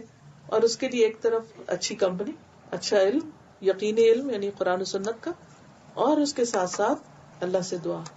اللہ تعالیٰ یہ دیکھتا ہے کہ بندہ میرے پاس کب آتا ہے، میرے ساتھ اس کا کیا تعلق. میں دعا کو کوئی ریچول کے طور پہ نہیں لیتی، میں ہمیشہ دعا کو اپنے اور اپنے رب کے ساتھ ایک کنیکشن کے طور پہ لیتی کہ کتنا کنیکشن. صحابہ کرام چھوٹی چھوٹی چیزوں میں مانگتے تھے. یہ بھی اعتماد کی بات ہے نا کہ آپ کس کے پاس جاتے ہیں. دنیا میں بھی جب آپ کسی مشکل میں ہوتے ہیں، ضرورت ہوتی ہے، تو آپ سوچتے ہیں اچھا امی کو کہوں یا بہن کو کہوں یا دوست کو کہوں یا شوہر کو کہوں، کس کو کہوں. پھر جس پر آپ کو سب سے زیادہ اعتماد ہوتا ہے نا تو آپ اس کو میسج کرتے ہیں، اچھا دیکھو آج مجھے یہ کام ہے، تم کیا کہتی ہو. چاہے مشورہ چاہیے ہو، چاہے کوئی مادی چیز چاہیے ہو، کچھ بھی چاہیے ہو، تو آپ اسی سے شیئر کرتے ہیں جس پر آپ کو سب سے زیادہ ٹرسٹ ہوتا ہے. جب اللہ تعالیٰ پر ایمان اور اعتماد آ جاتا ہے تو پھر آپ چھوٹی چھوٹی باتیں بھی اللہ سے شیئر کرتے ہیں اور اس پر اعتماد کرتے ہیں. یہی دراصل ایمان ہے. پھر اس کے بعد انسان کے اندر صبر اور شکر بھی آ جاتا ہے، پھر ایک سکون اور خوشی اس کو حاصل ہوتی ہے. پھر اسی طرح انسان کو غموں سے نجات ملنے لگتی ہے، کیونکہ انسان کا اللہ پر اتنا اعتماد بڑھ جاتا ہے کہ وہ کہتے ہیں کہ اگر کوئی نقصان بھی ہو، کوئی بیماری بھی آئی تو اس میں بھی خیر ہے. تکلیف دہ چیز کو بھی اپنے حق میں بہتر سمجھتا ہے. انسان کے ایمان کی وجہ سے جو آخرت کی خوشخبریاں اس کے لیے وہ بھی تسلی اور اعتماد کا باعث بنتی ہے. ایمان ہی جنت میں داخلے کا سبب ہے، اور ایمان ہی ایسی چیز ہے کہ جس سے انسان کے اندر انسانوں کی محبت آتی ہے، کیونکہ وہ سارے انسانوں کو اپنے رب کی مخلوق سمجھتا ہے. تو پھر وہ نفرت نہیں کرتا، کیونکہ اس کو پتا ہے کہ اس کے رب نے یہ شکل بنائی ہے، اس کے رب نے ایسا بنایا ہے. دوسروں کی عادتیں بھی اس کو بہت بادر نہیں کرتی. پھر یہ کہ انسان کی اپنی شخصیت کے اندر بہت سے چینجز آتے ہیں، اس کے اندر کی لالچ اور حرص ختم ہوتی ہے، اور اس کے اندر انسانوں کے ساتھ ایک خاص درجے کی خیر خواہی آتی ہے. اور وہ صرف ظاہر میں نہیں، چھپ کر بھی دوسروں کو بھلا کرتا ہے. وہ صرف ظاہر میں نہیں، چھپ کر بھی برائیوں سے بچتا ہے، کیونکہ اس کو پتا ہے کہ اس کا رب اس کو دیکھ رہا ہے، وہ سننے والا ہے، جاننے والا ہے. اور جب انسان کی اپنے رب کے ساتھ محبت بڑھتی ہے، تعلق بڑھتا ہے، تو وہ زیادہ سے زیادہ اس کو جاننا چاہتا ہے. اور اس کو جاننے کا طریقہ اس کی صفات کو جاننا ہے، اس کے ناموں کو جاننا ہے. اس لیے اگر موقع ہو تو مزید ضرور اللہ کے ناموں اور صفات کو جانیے، تاکہ اللہ کی پہچان اور بڑھے اور اس سے ایمان میں مزید اضافہ ہو. اب اگر کچھ آپ کہنا چاہیں، کوئی کمنٹ کرنا چاہیں، کچھ پوچھنا چاہیں، واٹ ایور آپ پوچھ سکتے. ایسا ہے کہ میں نے آپ کا لیکچر جو ہے وہ پوری توجہ کے ساتھ سنا ہے، لیکن میرا ایک سوال ہے کہ ایمان کی تکمیل کیسے ہوتی ہے؟ جب انسان ایمان رکھتا ہے تو سب سے پہلی چیز تو اللہ تعالیٰ کی ذات ہے، لیکن پھر ایمان ہی کا ایک پارٹ کہہ لیں کہ یہ ہوتا ہے کہ جس چیز کو اللہ نے ماننے کے لیے کہا ہے اس کو بھی مانا جائے، تب ایمان مکمل ہوتا ہے. اب مثلاً جب ہم کہتے ہیں کہ ہم اللہ پر ایمان لاتے ہیں تو وہ صرف اللہ پر کافی نہیں، کیونکہ اللہ ہی نے بتایا ہے کہ کچھ اور چیزوں کو بھی ماننا ہے. اب مثلاً آمن الرسول بما انزل الیہ من ربہ والمؤمنون کل آمن باللہ وملائکتہ وکتبہ ورسلہ لا نفرق بین احد منہم وقالوا سمعنا واطعنا غفرانک ربنا والیک المصیر. یہاں ایمان کی برانچز بتا دی گئی کہ کس کس چیز کو ماننا ضروری. یعنی اللہ کو ماننا تو ہے، لیکن اس کے ساتھ رسول کو بھی یہی کہا گیا اور سارے مومنوں کو. مومن ہوتا ہی وہ ہے جو اللہ، فرشتوں، رسولوں، کتابوں، آخرت، ان سب چیزوں کو مانے. اب اگر کوئی شخص یہ کہے کہ میں اللہ کو تو مانتا ہوں لیکن سب رسولوں کو نہیں مانتا، مثلاً وہ موسیٰ علیہ السلام کو مانے، عیسیٰ علیہ السلام کو مانے، لیکن محمد صلی اللہ علیہ وسلم کو نہیں مانتا، تو ایمان انکمپلیٹ ہو جائے گا. اور اس نے دراصل اللہ کی بات نہیں مانی، کیونکہ محمد صلی اللہ علیہ وسلم پر ایمان لانے کا حکم بھی اللہ ہی نے دیا. اسی طرح بکس ہے، ساری کتابوں کو مانتا لیکن قرآن کو نہیں مانتا، تو انکمپلیٹ، مائنس ہو گیا. اسی طرح اگر کوئی کہے باقی سب ٹھیک ہے، آخرت کو نہیں مانتا، انکمپلیٹ. اب اگر آخرت کو مانتا اور اس میں وہ کہے کہ میں مثلاً پل صراط کو نہیں مانتا یا جہنم کو نہیں مانتا، یہ نہیں ہو سکتا کہ اللہ تعالیٰ نے جہنم بنایا، نہیں. اس میں پھر ہم اپنی عقل یا اپنے تجربے، اپنی خواہشات کو سامنے نہیں رکھیں گے.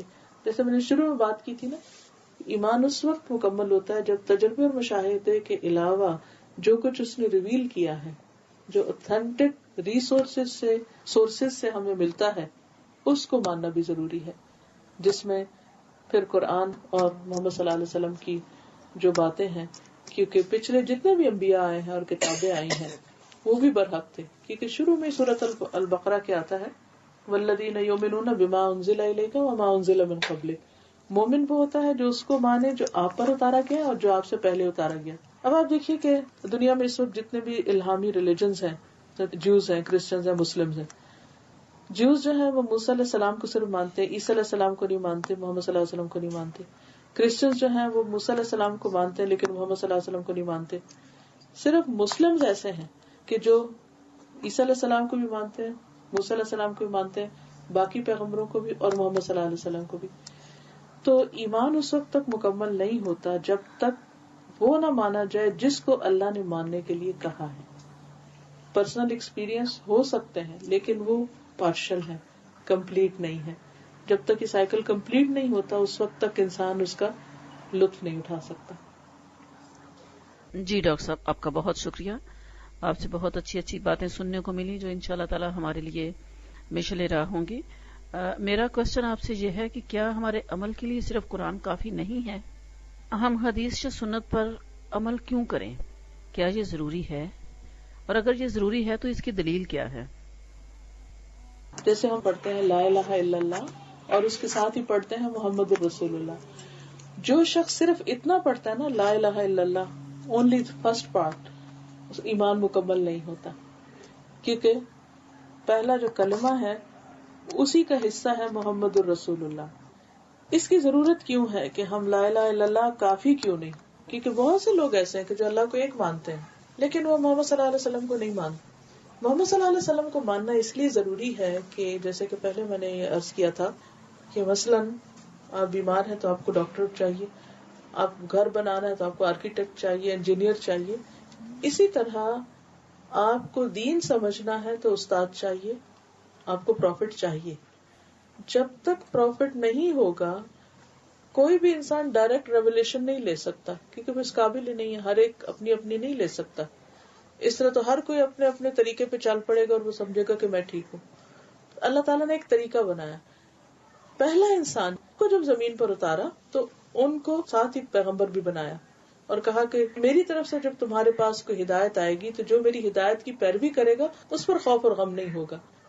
اس کا مطلب یہ کہ ڈے 1 سے اللہ تعالیٰ نے ہدایت اتارنے کا ذریعہ بتا دیا.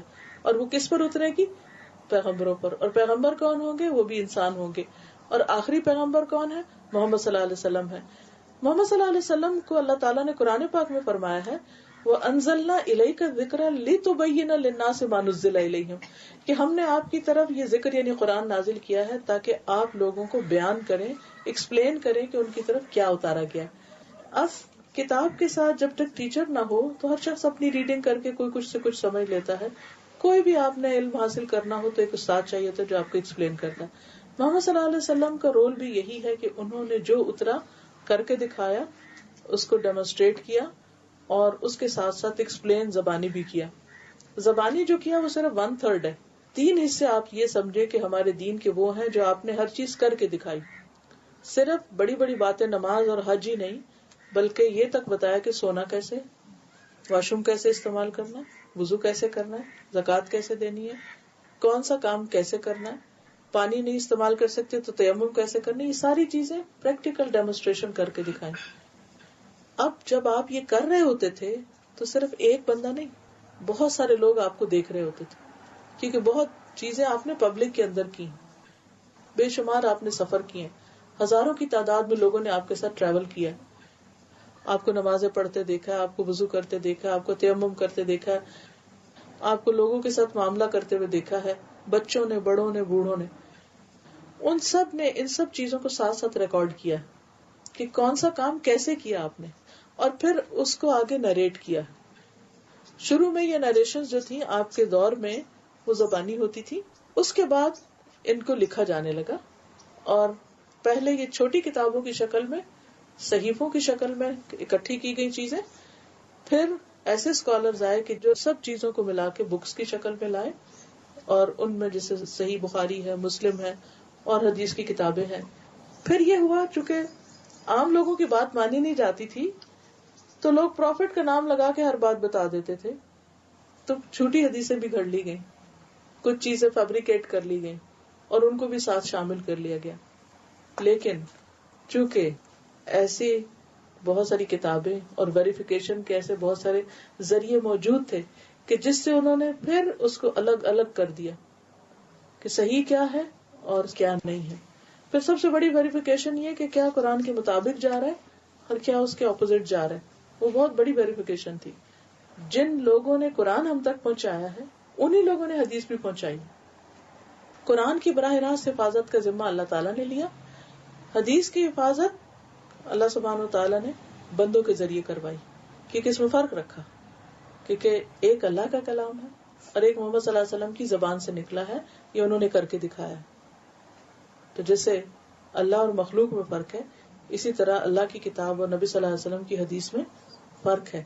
لیکن اس میں اوتھینٹک چیزیں بھی ہیں، نان اوتھینٹک بھی ہیں، لیکن وہ واضح طور پر لکھی ہوئی کتابوں میں سب موجود ہے.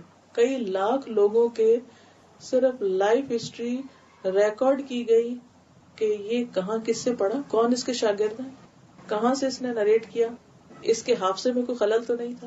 یہاں تک بھی لکھا ہوا ملتا ہے کہ جب یہ اس شہر میں تھا تو اس نے یہ کام کیا، جب یہ فلاں جگہ پر گیا تو اس کے حافظے میں کمی آ گئی تھی، فلاں جگہ پر اس کی کتابیں لٹ گئی تھیں، فلاں جگہ اس کے ساتھ یہ ہوا تھا، لہٰذا اس کی یہ بات مانی جائے گی یا نہیں مانی جائے گی. Detailed knowledge. میں نے پی ایچ ڈی اسی میں کی ہوئی ہے کیونکہ میرے اپنے ذہن میں بہت زیادہ سوال اٹھتے تھے. قرآن سے تو ایک محبت تھی لیکن ہمیشہ کوشچن اٹھتے تھے کہ اچھا ہر وقت یہ پریشانی تھی، پتہ نہیں یہ ٹھیک ہے کہ نہیں، پتہ نہیں یہ ٹھیک ہے نہیں. تو میں خود ان ڈیپتھ یہ پڑھنا چاہتی تھی کہ کیا ٹھیک ہے اور کیا نہیں، سورسز کیا ہیں، کون کون سے میتھڈز ہیں کہ جن کے ذریعے حدیث نریٹ ہو کے ہم تک پہنچی، وہ لوگ کون تھے، ان کے لیونگ کیسی تھی، ان کی نریشنز کیسی تھی. تو یہ پوری ایک سائنس ہے، اس کو حدیث سائنسز کہتے ہیں. اور الحمدللہ اللہ تعالیٰ نے چونکہ یہ آخری دین تھا ہمارے لیے، دین اسلام، اور لوگوں کو ایک وے آف لائف دینا تھا، تو وہ صرف ایک کتاب کے ذریعے نہیں ہو سکتا تھا. تو نبی صلی اللہ علیہ وسلم کی سیرت اور سنت کے ذریعے وہ چیزیں ہم تک پہنچائی گئیں. اور خود اللہ تعالیٰ نے فرمایا کہ ما آتاکم الرسول فخذوہ، جو رسول تمہیں دے اس کو لے لو، اور جس سے وہ روکتے ہیں اس سے رک جاؤ. یہ خود اللہ کا حکم ہے. اور بہت جگہ آپ کو قرآن مجید میں ملے گا اطیعوا اللہ و اطیعوا الرسول، اللہ کی اطاعت کرو اور رسول کی اطاعت کرو. یہ خود اللہ تعالیٰ کا حکم ہے. ڈاکٹر صاحبہ میرا ایک سوال ہے کہ کیا زکوٰۃ کا پیسہ کسی بھی ہاسپٹل میں دیا جا سکتا ہے؟ اگر چیریٹی ہاسپٹل ہے پھر تو لگ سکتا ہے, لیکن اگر پبلک ہاسپٹل ہے جس میں لوگ جا کے اپنا علاج کرائیں گے اور پیسے بھی دیں گے تو اس میں نہیں لگتا. انہوں نے کچھ سسٹم بنایا ہوا ہوگا کہ جس میں غریبوں کے علاج کے لیے انہوں نے فنڈز الگ کیے ہوئے ہوں گے, اس میں نہیں دے سکتے, لیکن جو غریب وہاں پر پیشنٹس آئیں گے ان کو آپ دے سکتے ہیں, اس میں 100% دے سکتے جو افورڈ نہیں کر سکتے. ایکچولی مجھے اس کا ورکنگ نہیں پتا کہ وہاں کون آتا ہے کیا کرتا ہے. مثلا ایک شخص جو افورڈ کر سکتا ہے وہ ایک ایسی فیسلٹی سے فائدہ اٹھا رہا ہے کہ جو تو اس میں نہیں. مریض جو ہیں ان کے اوپر لگ سکتی ہے, بہت ایکسپینسو علاج ہوتے ہیں بعض اوقات اور لوگ اس کو افورڈ نہیں کر سکتے تو ان کو دے سکتے ہیں. قرآن مجید میں لکھے ہوئے 8 کیٹیگریز جو ہیں زکوٰۃ کی, ان میں یہ کیٹیگری نہیں ہے. تقسیم میں زکوٰۃ جو ہے وہ اللہ نے خود کی ہے, کس کس کو دینا ہے.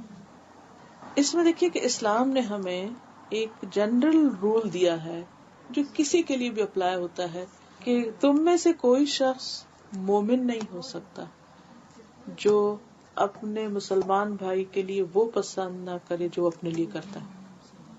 دس از دا کرائیٹیریا. کسی کے ساتھ بھی آپ کو ڈیل کرنا ہو, فارگیٹ اباؤٹ اس وقت سسرال ہے, بہو ہے, ساس ہے, نند ہے, کوئی بھی ہے, ABCD کوئی بھی. ابھی ایمان کی بات ہو رہی تھی نا. ایمان کیا ہے کہ جب تک آپ دوسرے کے لیے وہ نہیں چاہتے جو اپنے لیے چاہتے ہیں تو آپ مومن نہیں. آپ مثلاً ایک بہو کی حیثیت سے کسی گھر میں جاتے ہیں اور ادھر آپ کا بھائی اپنی بیوی لے کر آپ کے پیرنٹس کے گھر آتا ہے. آپ اپنے پیرنٹس کو چھوڑ کر آئیں, کیا چاہتے ہیں کہ جو آنے والی لڑکی ہے وہ ان کے ساتھ کیا کرے, مرسیفل ہو, کیئرنگ ہو, لونگ ہو. اب جو ادھر چاہ رہے ہیں نا اپنے پیرنٹس کے لیے, وہ کسی کے پیرنٹ کے لیے آپ کو ادھر چاہنا ہے. جب وہ ایک خیر خواہی آ جاتی ہے نا اور کیئر آتی ہے اور لو آتا ہے تو وہ خود ہی سکھا دیتا ہے اب مجھے کیا کرنا ہے, اب دوسرے کی نیڈ کیا ہے. ہسبینڈ وائف کے ریلیشن شپ میں بھی جتنے بھی لیگلٹیز ہیں, رائٹس ہیں, ریسپانسبلٹیز ہیں, واٹس ایور, لیکن میں سمجھتی ہوں کہ جب تک انسان انسانیت کے لیول پہ یہ نہیں سوچتا کہ اس وقت دوسرے بندے کی کیا ضرورت ہے, کبھی بھی ریلیشن شپ اچھا نہیں ہو سکتا.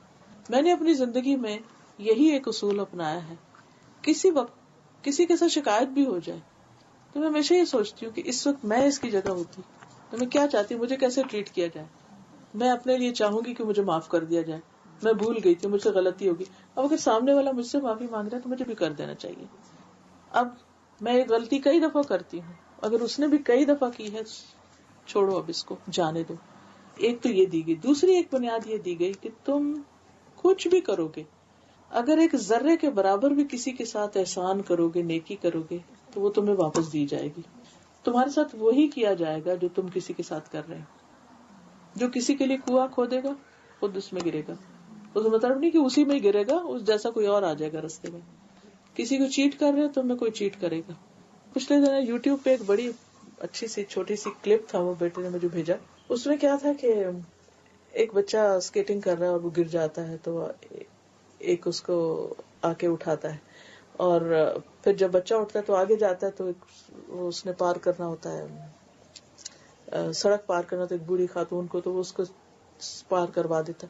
تو آگے جاتا ہے تو بوڑھی خاتون آگے کسی کی ہیلپ کرتی, تو وہ کسی کی وہ پورا کرتے کرتے چین, وہ جو جس نے پہلے بندے نے جو مدد کی تھی اس تک وہ خیر آ جاتی. اتنی حیران کرتی, امیزنگ. چھوٹا سا کلپ ہے لیکن سائیکل ہے پورا, امیزنگ.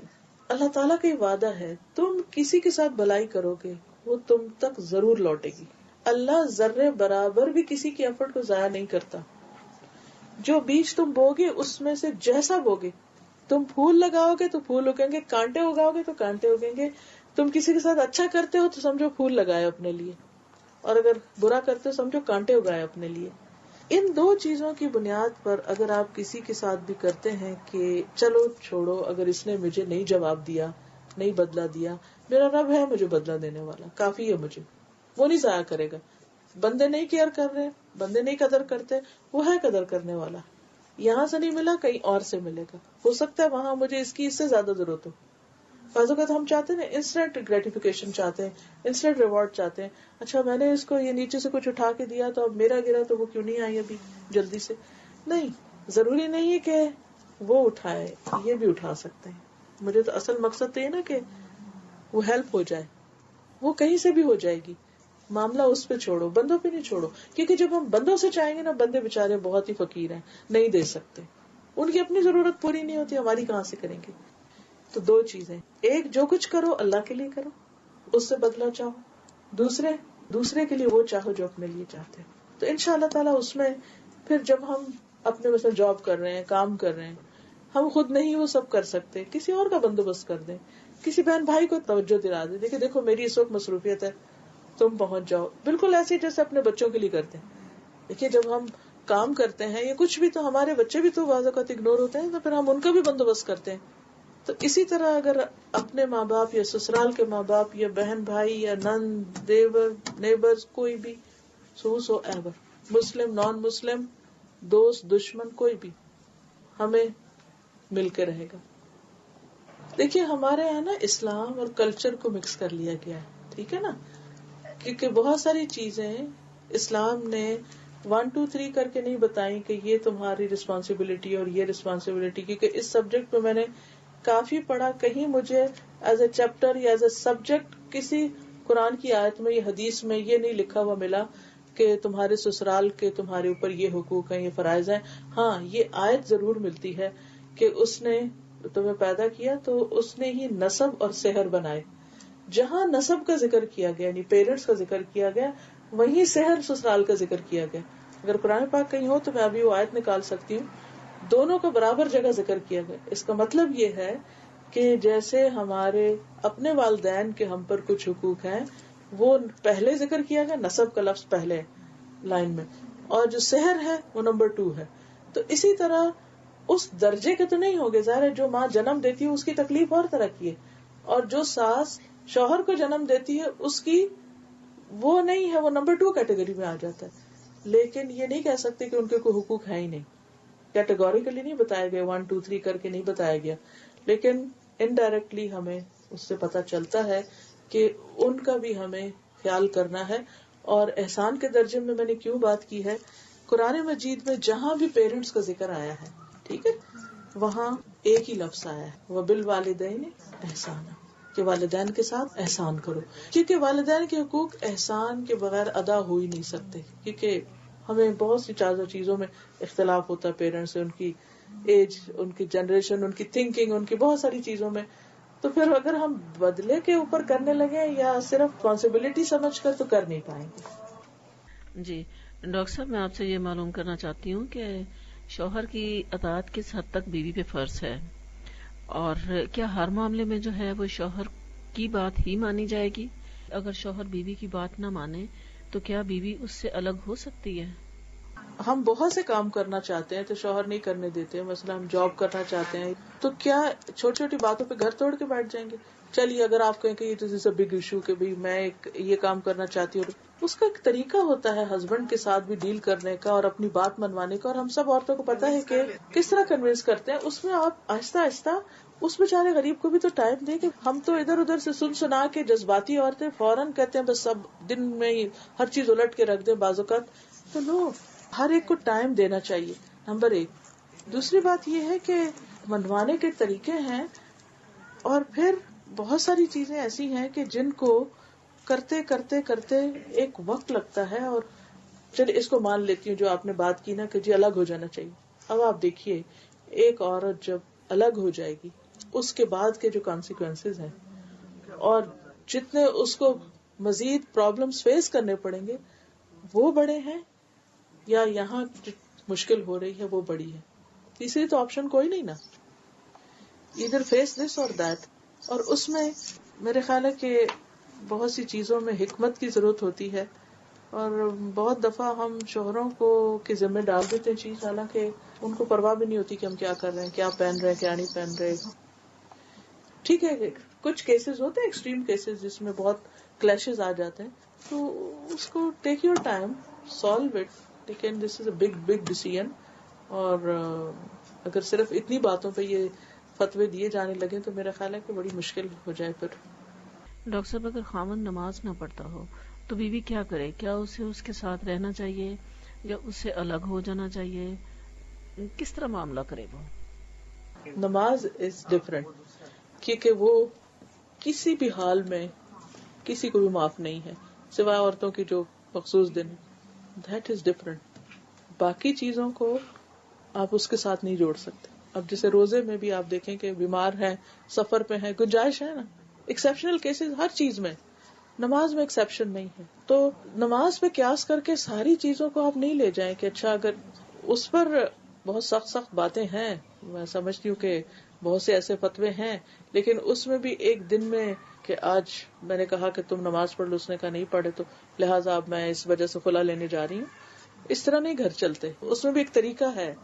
اور ایون ایک اگر کوئی مرتد ہو جاتا ہے تو اس کو بھی ٹائم دیا جائے گا, اس کو سمجھایا جائے گا, فوری ایکشن نہیں لیے جاتے. گھر کو جوڑ کے رکھنا ہے, حکمت کے ساتھ چلنا ہے, کیونکہ یہ انسان کی ایک ضرورت ہے. اور جب گھر ٹوٹتے ہیں تو اس سے صرف 2 لوگ نہیں, اس سے آپ دیکھیں جو اگلی نسلوں کے اوپر جتنے بچے ڈسٹرب ہوتے ہیں. آپ یقین کریں گے چونکہ بہت سے لوگ کنفائڈ کر کے بہت سی چیزیں شیئر کرتے رہتے ہیں, سب سے زیادہ ڈپریشن اور ڈسٹربنس کے کیسز میں نے ٹوٹے ہوئے گھروں میں دیکھے.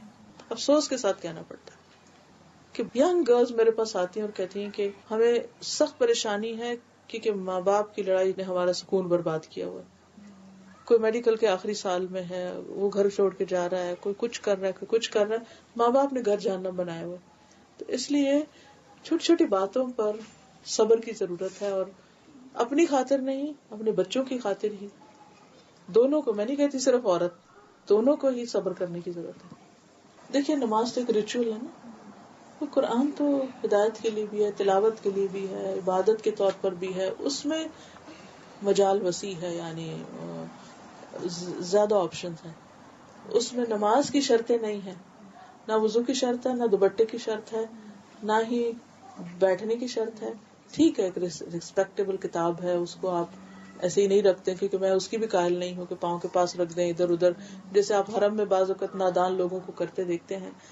لیکن یہ ہے کہ یہ جتنی شرطیں ہم نے لگا دی ہیں نا, اس کا نتیجہ کیا ہوا کہ وہ کتاب وہاں چلی گئی اور ہم الگ ہو گئے اس سے.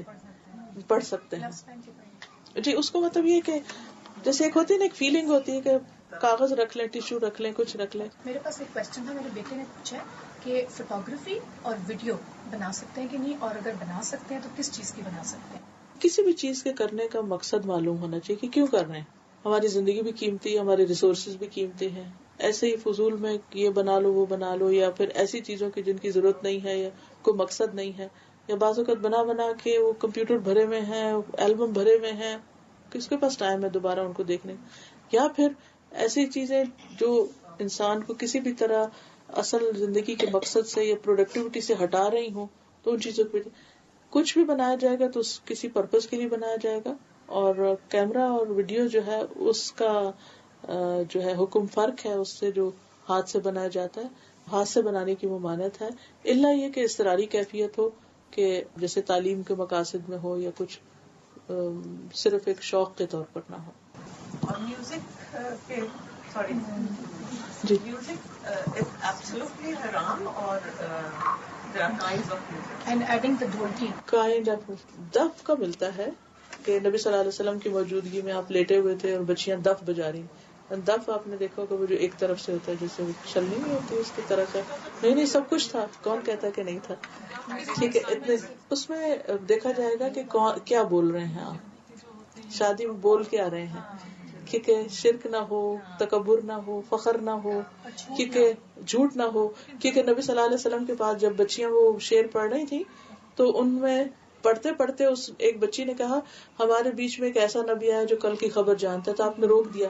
آپ نے کہا نہیں یہ مت کہو.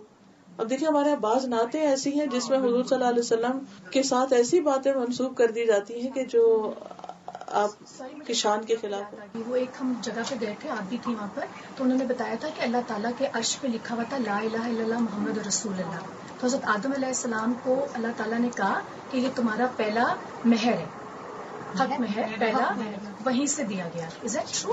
میرے علم میں ایسا میں نے کہیں نہیں پڑھا. میرا علم بہت کم ہے, میں نہیں دعویٰ کرتی کہ میں سب کچھ جانتی ہوں, لیکن کہیں ایسا پڑھا نہیں. تو انہوں نے یہ نہیں بتایا تھا کہ کہاں, بٹ انہوں نے ساروں کے لیے بات بتائی تھی. تو مجھے اس دن سے میں ونڈر کر رہی تھی کہ یہ بات سچ ہے کہ نہیں ہے. دیکھیے مہر تو ہوتی ہے ایک چیز جو دینے کی ہوتی ہے نا, کوئی لکھی ہوئی چیز جو عرش پہ لکھی ہوئی ہے وہ کسی کو مہر کے اللہ کے عرش پہ لکھا ہوا ہے لا الہ الا محمد رسول اللہ. کہیں نہیں میں نے پڑھا. میں نے کہیں نہیں پڑھا, نہ کبھی سنا ہے نہ پڑھا ہے. وآخر دعوانا ان الحمدللہ رب العالمین. ویڈیو کے نیچے سبسکرائب کے بٹن پہ کلک کریں, بیل کے آئیکن پہ کلک کیجیے تاکہ ہر نئی ویڈیو کی نوٹیفکیشن